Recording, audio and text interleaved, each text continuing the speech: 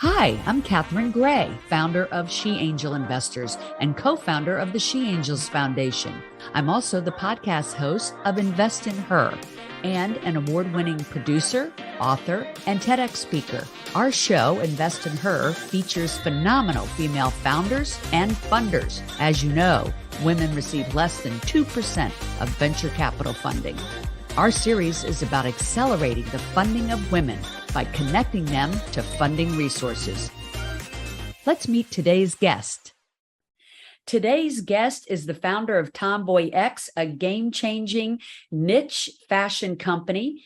Please welcome to the show, Fran Dunaway. Hey, Fran, how are you? Hi there, I'm doing great. Thanks for having me. Oh my gosh, so happy to have you on. Your story's amazing, and I think it'll resonate with a lot of people. A little background first. You were just telling me that you were born in Alabama. Correct. I was born in Mobile, Alabama. Yeah.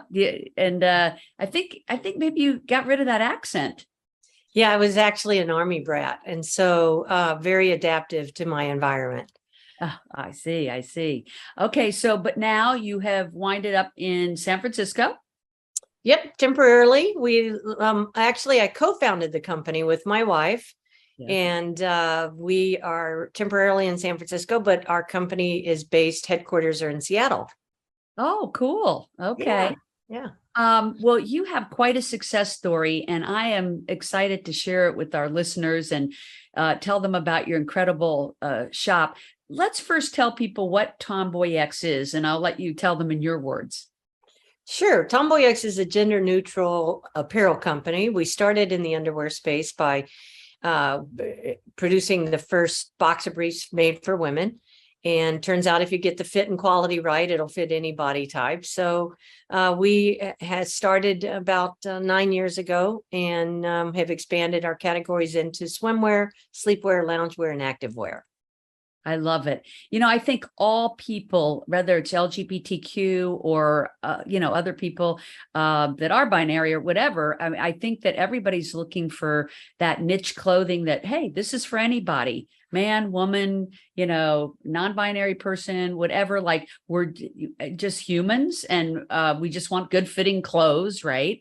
And I think you're in, obviously you're in the right place at the right time because TomboyX is taking off like crazy. You're super successful. You've had an ability to raise a lot of funding for this. And I want to talk about that because our listeners are always curious how they raise money.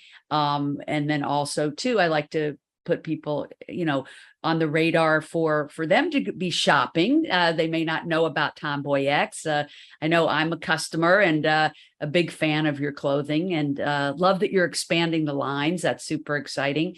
Let's tell people how it actually started, because you were working in corporate America. I know you and your wife had very successful jobs. I only imagine that there's a lot of listeners that we have that are doing that, but they have this like idea like you all had. How did you make that transition? Because that is not an easy leap from a super successful corporate job to being an entrepreneur. Am I right? Oh yeah, it's not only very difficult, it's terrifying. And like you say, when you have a perfectly good job, lucrative, and paychecks and insurance and all vacations, stuff like that you don't get as an entrepreneur, because once you take the leap, you kind of have to go with it. And we really didn't know anything about running a business. I was a executive producer for political ads and partner at a media strategies company. Naomi was a sports massage therapist for Olympic level athletes. And so we knew numbers, but not in the sense of balance sheets and P&Ls. And we also didn't know a knit from a woven. So we had a lot to learn. Fortunately, we both are very tenacious and committed to seeing things through. But I think that the bigger thing was that there was a white space and that there was a community that embraced us and that we're very happy that we were doing something that they wanted. And, to your point around binary, clothing isn't gendered. And there's this marketing ploy that started in the 80s where, they said boys are blue and girls are pink. And that's just really kind of put us into this binary that has gotten wider and wider. And so it's nice to see. Wait a minute, I have to go change my pink shirt. I'll be right back. Yeah. Hard to get that in there. Yeah. So that I think it's just, I think we're moving into a more inclusive and kind of a non-binary world. I think you're absolutely right. And obviously y'all were in the right place at the right time. I want to talk about, the money you've raised to date. I know y'all have raised in the millions. Yeah, about 18 million. Yeah. Mm-hmm. And you say it like it's nothing, there's these founders out there, you remember when you were one of them saying, oh, I just want to raise $1 million or $500,000. How did you make that leap from that initial, say, $500,000 or $1 million to the 18 million? Like, what did that take? Once I think it's really important for entrepreneurs that are thinking about raising money. And one is, if you take outside investment dollars, then you have made a commitment to make money for the investor. And so how are they going to get their money back? And so that then makes what you're doing about growth. And that's the only way your investors are going to get more money out of their investment in what you're doing. If we had wanted to be a mom and mom shop and just, get to 10 million in revenue, and we could build that and have a perfectly excellent lifestyle with about 10 employees. But we recognized that there was a bigger growth opportunity out there. As you said, that, everybody wants comfortable underwear. And so that was when we recognized that we had this trajectory that was appealing to investors for the first beginning of what we were doing. And that's really the only way that we were able to find outside investment, is showing the proof is in the numbers and in the trends and where we're going. And we could show quantitatively that if we put more money into marketing, for example, we could grow faster.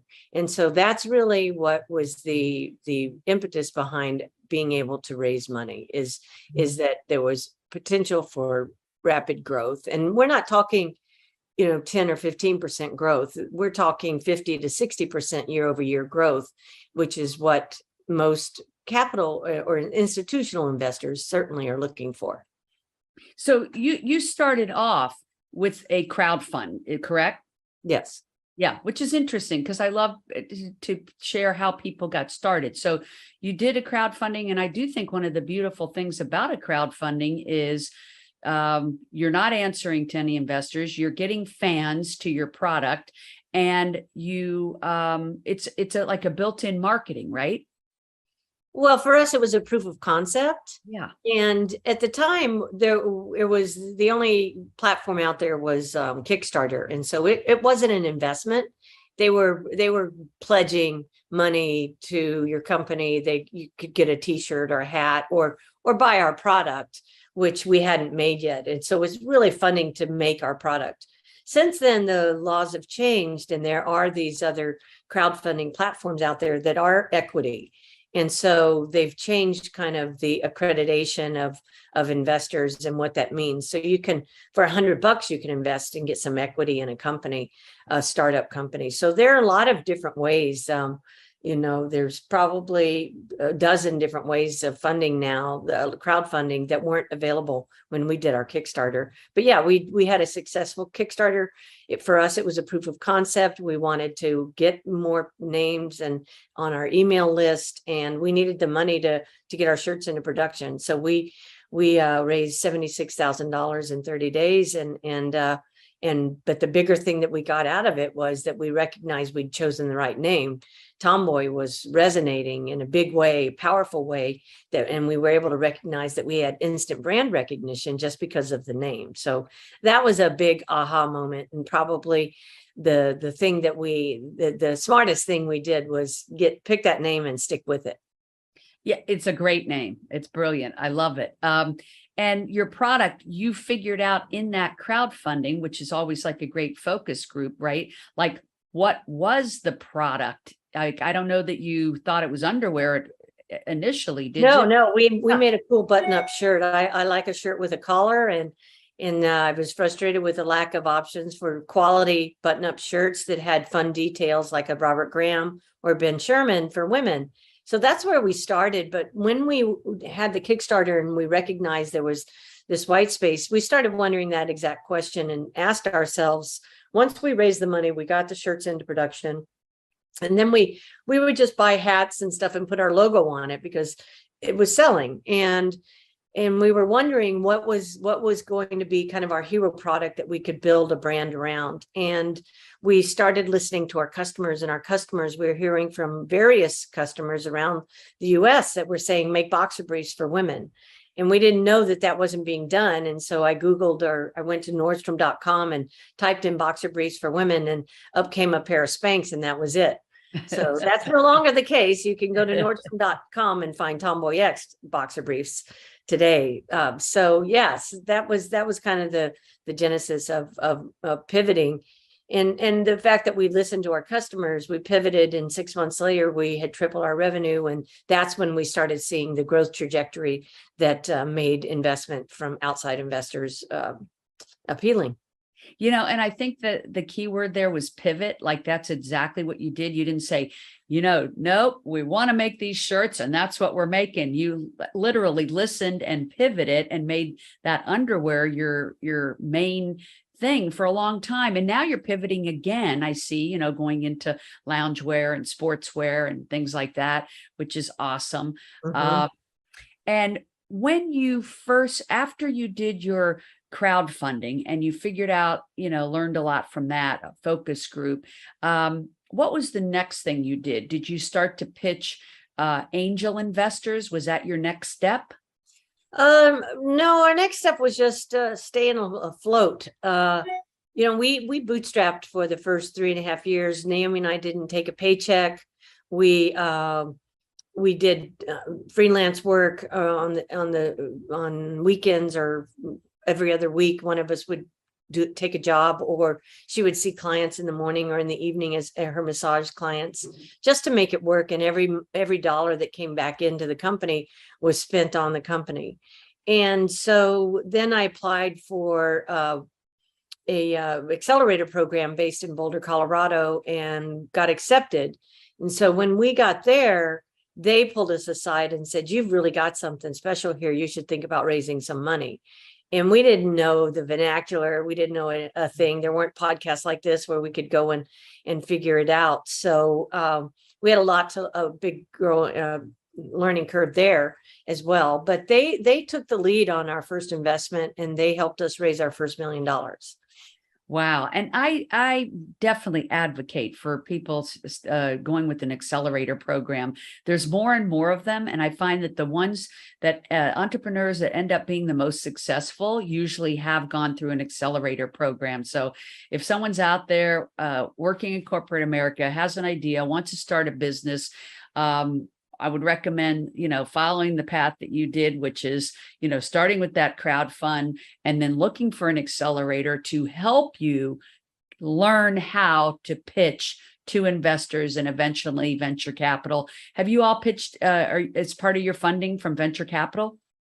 Yeah, we closed a Series B with venture capital. And to your point around the accelerator, you're absolutely right. When we would go out and be pitching to angel groups and whatnot with our original pitch deck, and would get nowhere. But once we came out of the accelerator, I don't think there was well, there might have been a couple that we didn't come in first place, but we were always in the top 3.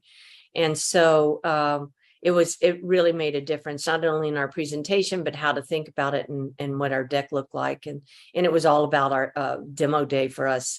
I think it was a 3-month program. And at the end of it culminated in demo day, which is getting up and pitching. So that made a tremendous difference and really set the trajectory.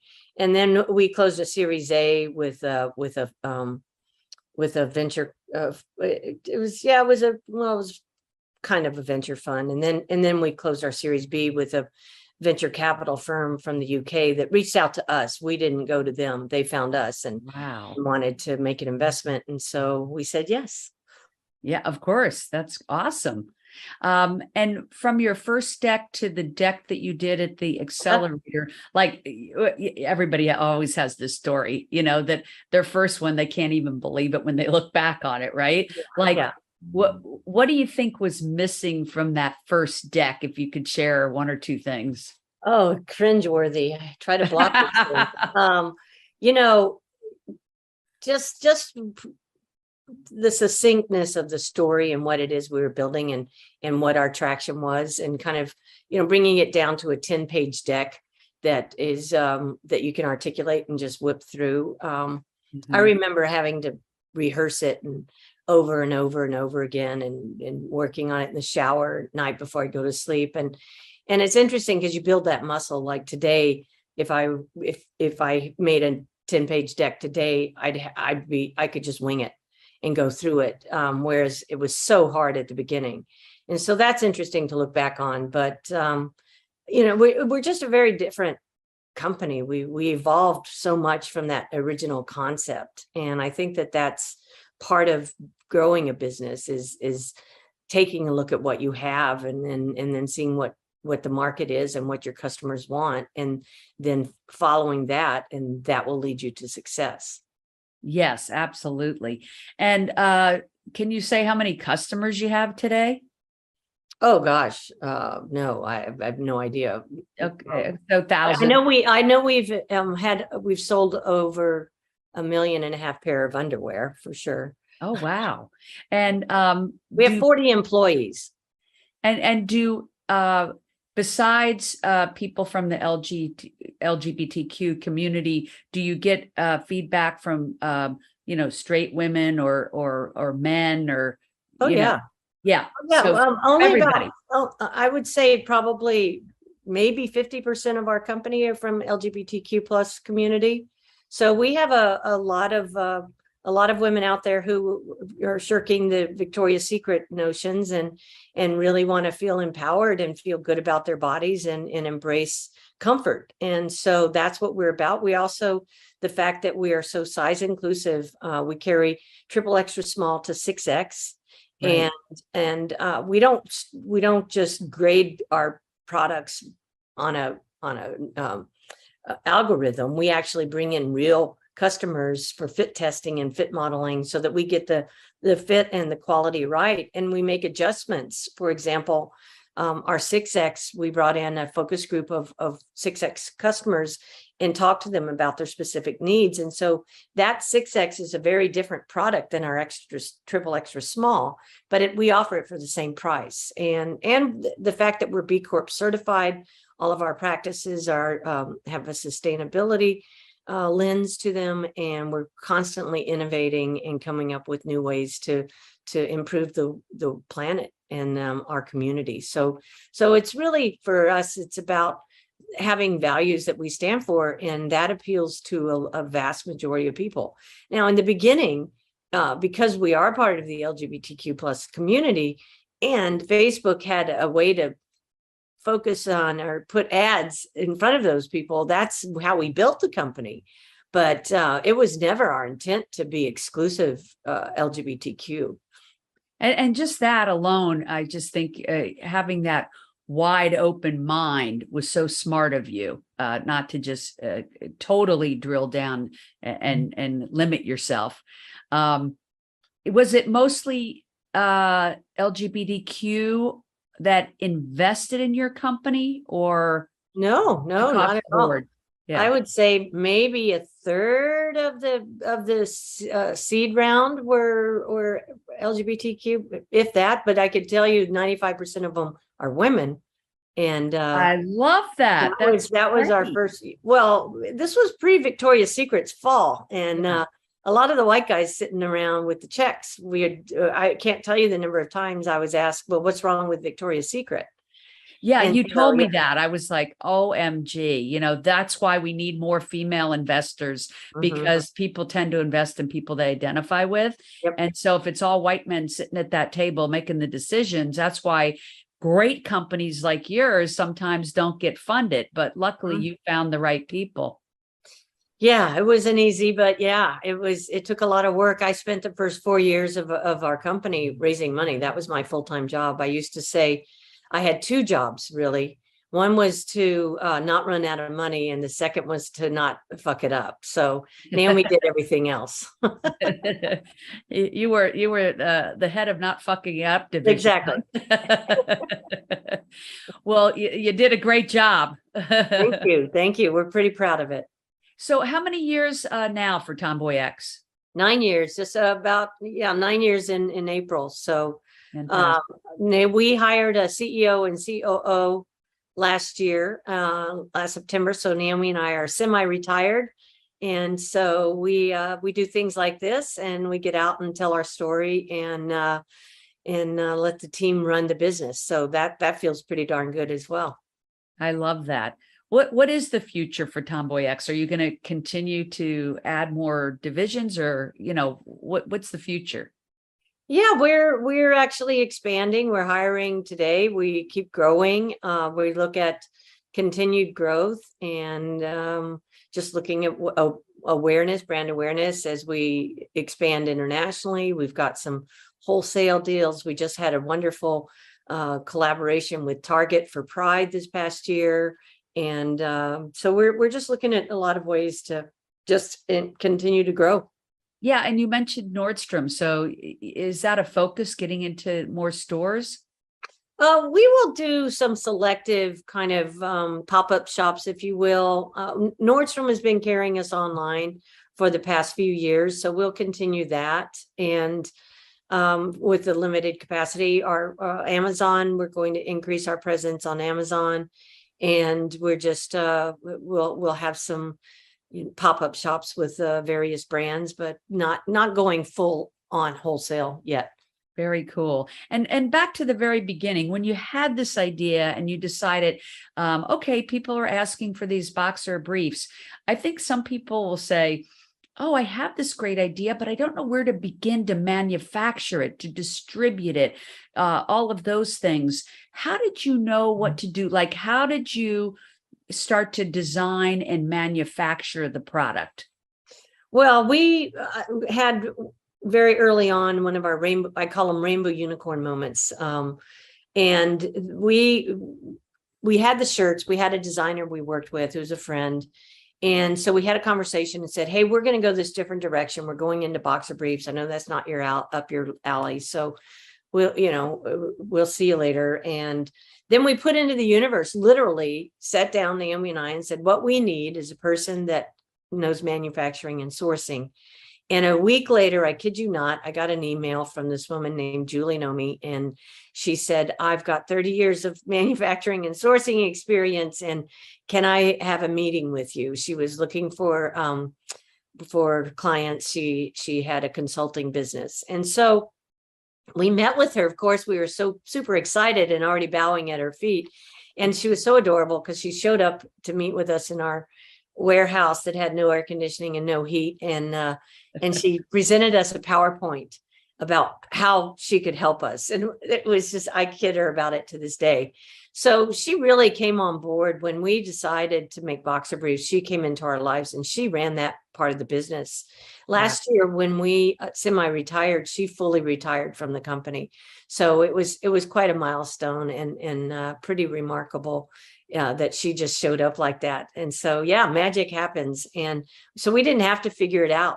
She taught us. That's great. But you did do what I always say, what you say and what you think and what you put out there is what manifests. And you knew exactly what you were looking for, put it out there, and there it came. I mean, that's the way the universe works, right? It's like magic. Yeah, it was. It was Well, that is an amazing story. And I know it's been a long road, and, this is your 9th year and it doesn't happen overnight. That's why I always tell people, if you're going to be an entrepreneur, boy, you really better love what you're doing. And like you said, it's not easy raising money, but if you so passionately believe in it, you will get there, right?